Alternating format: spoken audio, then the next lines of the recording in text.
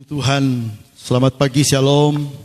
Bersyukur karena Tuhan baik, Tuhan mengasihi saya dan saudara sehingga kita kembali bisa ada bersama-sama di rumah Tuhan karena kebaikan kasih sayang Tuhan. Dan demikian jemaat yang ada di rumah masing-masing sedang mendengarkan melalui pengeras suara dan juga melalui live streaming.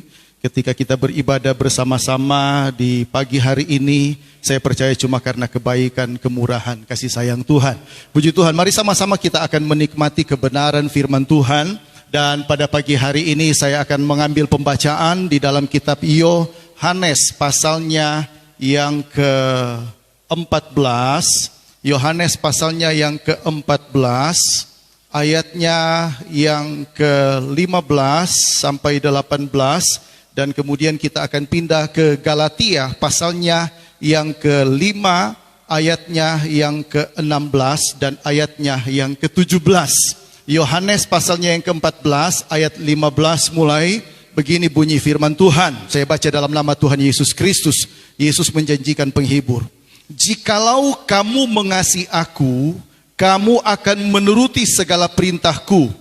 Aku akan minta kepada Bapa dan ia akan memberikan kepadamu seorang penolong yang lain supaya ia menyertai kamu selama-lamanya, yaitu Roh kebenaran. Dunia tidak dapat menerima dia sebab dunia tidak melihat dia dan tidak mengenal dia. Tetapi kamu mengenal dia sebab ia menyertai kamu dan akan diam di dalam kamu. Aku tidak akan meninggalkan kamu sebagai yatim piatu. Aku akan datang kembali kepadamu. Galatia 5 ayat 16 dan 17.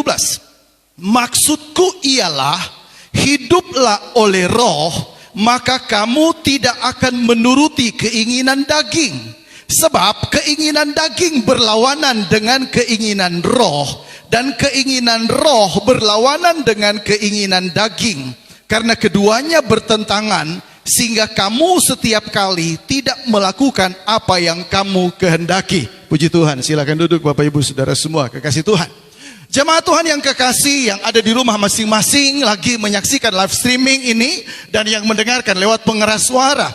Kita telah melewati akan perayaan Hari Raya Pentakosta. Minggu lalu kita memperingati perayaan ketuangan Roh Kudus, pencurahan Roh Kudus atau Hari Raya Pentakosta. Dan kita sedang berada di Minggu Pentakosta hari-hari ini. Dan kita telah mengerti tentang apa yang dijanjikan oleh Bapa, bahwa Bapa menjanjikan Roh Kudus. Firman Tuhan katakan, Yesus bilang kepada murid-muridnya, aku tidak meninggalkan kamu sebagai yatim piatu. Firman Tuhan pernah bilang di dalam kitab Kisah Para Rasul 1 ayatnya yang ke-8, tetapi kamu akan menerima kuasa dunamis apabila Roh Kudus turun ke atas kamu, dan kamu akan menjadi saksiku di Yerusalem, Yudea, Samaria sampai ke ujung bumi. Itu akan terjadi. Dan itu merupakan janji yang dijanjikan Yesus kepada murid-muridnya. Dan ini adalah janji Bapa. Dulu murid-murid menantikan janji Bapa. Tapi sekarang saya mau bilang, janji Bapa sudah diberikan kepada gereja Tuhan pada akhir zaman.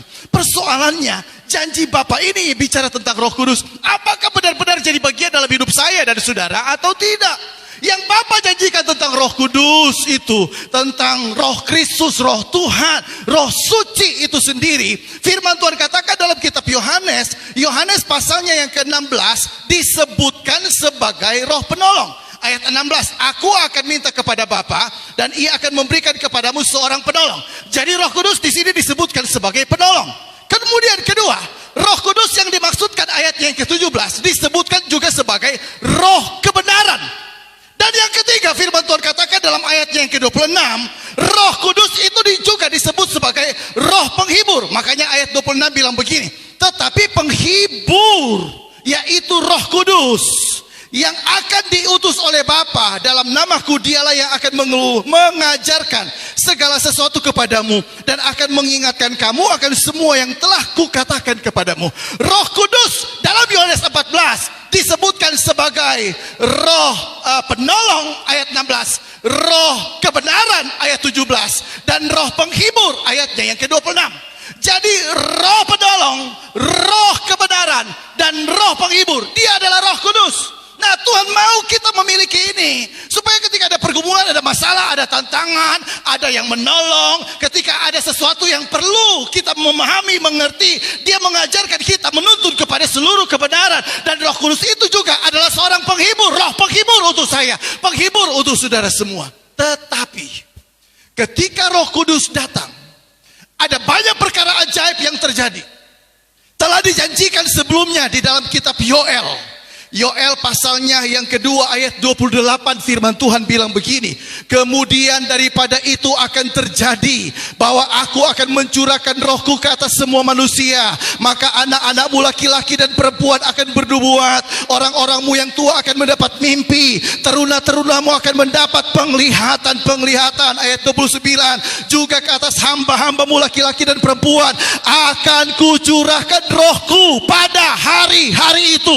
Tuhan mau curahkan rohnya, digenapi kebenaran firman Tuhan ini. Makanya Kisah Para Rasul pasalnya yang kedua terjadi pencurahan Roh Kudus. Ketika setelah 10 hari murid-murid menanti-nantikan, tiba-tiba ada lidah-lidah api di atas kepala mereka. Tiba-tiba mereka mulai berbahasa asing, berbahasa lidah, berbahasa roh satu dengan yang lainnya. Mereka mengucapkan bahasa yang lain daripada bahasa yang ada di daerah mereka.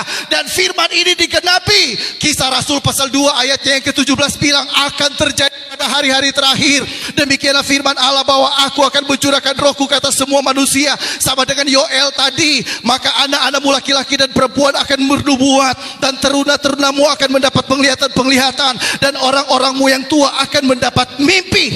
Bukan cuma itu, tapi ada karunia-karunia roh lain lagi yang diberikan kepada setiap orang yang Tuhan bilang bahwa aku akan mencurahkan rohku ke atas semua orang. Kita yang percaya kepada Tuhan memiliki pengurapan. Kita yang percaya kepada Tuhan disertai dengan roh yang dahsyat dan luar biasa. Makanya ada orang yang memiliki karunia roh, ada karunia bernubuat, ada karunia iman, ada karunia bahasa roh, menafsirkan bahasa roh, karunia hikmat, ada karunia kesembuhan dan lain sebagainya. Tapi saya mau bilang kepada jemaat Tuhan hari ini yang lagi menyaksikan live streaming, yang lagi mendengarkan lewat pengeras suara, firman Tuhan katakan untuk saya dan saudara dalam Galatia pasalnya yang kelima ayat 16, maksudku ialah hiduplah oleh roh. Maksudku ialah hiduplah oleh roh. Untuk apa karunia-karunia roh, tapi kita tidak hidup di dalam roh? Untuk apa karunia bernubuat? Untuk apa karunia berbahasa roh? Untuk apa karunia menafsirkan bahasa roh? Untuk apa karunia iman? Untuk apa karunia kesembuhan? Untuk apa semua karunia-karunia tadi? Saya mau bilang, kalau kita tidak penuh roh, tidak hidup di dalam roh, untuk apa semuanya itu? Firman Tuhan bilang ayat 16 pasal 5 dalam kitab Galatia, maksudku ialah hiduplah oleh roh, maka kamu tidak akan menuruti keinginan daging. Hiduplah oleh roh. Jemaat perhatikan baik, Tuhan tidak pernah terpesona dengan karunia yang kau punya. Tuhan tidak pernah terpesona dengan karunia kesembuhan, karunia iman. Engkau punya karunia mengadakan mujizat, punya karunia bernubuat, punya karunia berbahasa roh, berbahasa lidah, menafsirkan bahasa roh, membedakan berbaca-baca roh. Engkau punya karunia. Tuhan tidak terpesona dengan itu, tapi Tuhan cuma terpesona kalau ada buah roh dalam hidup. Buah apa itu? Kasih, sukacita, damai sejahtera, kesabaran, kemurahan, kebaikan, kesetiaan, kelemah lembutan, penguasaan diri. Kalau itu ada, Tuhan terpesona dengan keadaan hidupmu. Manusia yang terpesona dengan karunia kesembuhan, hamba-hamba Tuhan terpesona dengan karunia mujizat. Makanya banyak orang suka punya karunia mujizat, punya karunia kesembuhan, punya karunia hikmat, marifat, punya karunia berbahasa roh, menafsirkan bahasa roh, membedakan bermacam-macam roh. Banyak orang suka kejar itu, membuat banyak orang terpesona. Saya bisa terpesona dengan karunia-karunia itu, tapi untuk apa saya punya semua karunia dan Tuhan tidak terpesona dengan saya? Itu bisa dimanipulasi, itu bisa dipalsukan. Ada orang berbahasa roh dipalsukan, bernubuat palsu, bukan nubuat tapi lubuat. Untuk apa semua? Saya mau kasih ingat kepada jemaat, Tuhan mau kita hiduplah oleh roh, maka kamu tidak akan menuruti keinginan daging. Ayat 17 Galatia pasalnya yang kelima. Sebab keinginan daging berlawanan dengan keinginan roh, dan keinginan roh berlawanan dengan keinginan daging. Karena keduanya bertentangan, sehingga kamu setiap kali tidak melakukan apa yang kamu kehendaki. Akan tetapi jikalau kamu memberi dirimu dipimpin oleh roh, maka kamu tidak hidup di bawah hukum Taurat. Perbuatan daging telah nyata, yaitu percabulan, kecemaran, hawa nafsu, penyembahan berhala, sihir, perseteruan, perselisihan, iri hati, amarah, kepentingan diri sendiri, percideraan, roh pemecah, kedengkian, kemabukan, pesta pora, dan sebagainya. Terhadap semuanya itu kuperingatkan kamu seperti yang telah kubuat dahulu, bahwa barang siapa melakukan hal-hal yang demikian, ia tidak akan mendapat bagian dalam kerajaan Allah. Tetapi firman Tuhan kata, buah roh ialah kasih, sukacita, damai sejahtera, kesabaran, kemurahan, kebaikan, kesetiaan, kelemah lembutan, penguasaan diri. Tidak ada hukum yang menentang hal-hal itu. Barang siapa menjadi milik Kristus Yesus, ia telah menyelipkan daging dengan segala hawa nafsu dan keinginannya. Jikalau kita hidup oleh roh, baiklah hidup kita juga dipimpin oleh roh. Dan janganlah kita gila hormat, janganlah kita saling menantang dan saling mendengki. Ini maksudnya firman Tuhan. Hiduplah oleh roh, maka kamu tidak akan menuruti keinginan-keinginan daging. Bagaimana kita bisa hidup oleh roh? Orang yang tulus, orang yang rendah hati, orang yang sungguh-sungguh melayani Tuhan, orang yang tidak sombong, orang yang tidak meninggikan diri, orang yang tidak dengki, orang yang tidak punya lagi iri hati, orang yang mengampuni sesama, tidak punya akar pahit, tidak punya kebencian, tidak punya dendam. Mereka orang-orang ini yang benar-benar mau hidup di dalam roh, makanya tidak akan menuruti keinginan-keinginan daging. Yang muncul dalam hidupnya adalah kasih, sukacita, damai sejahtera, kesabaran, kemurahan, kebaikan, kesetiaan, kelemah lembutan, dan penguasaan diri. Firman Tuhan bilang tidak ada hukum yang menentang hal-hal ini. Apa? Buah roh yang saya bilang tadi, dari kasih sampai kepada penguasaan diri. Kalau itu ada pada jemaat, ini maksudnya firman Tuhan bilang, hiduplah oleh roh, maka kamu tidak akan menuruti keinginan daging. Backing apa punya karunia bernubuat, punya karunia mujizat, tidak mengasihi orang lain. Backing apa punya karunia yang luar biasa, melayani kelihatan urapan, tapi punya akar pahit. Backing apa punya karunia yang dahsyat dalam melayani, sampai menjadi singer, worship leader, rebana, pemain musik, jadi pendoa yang hebat, doanya kedengaran berkuasa sekali, luar biasa, enak didengar, tapi tidak mengasihi orang. Untuk apa?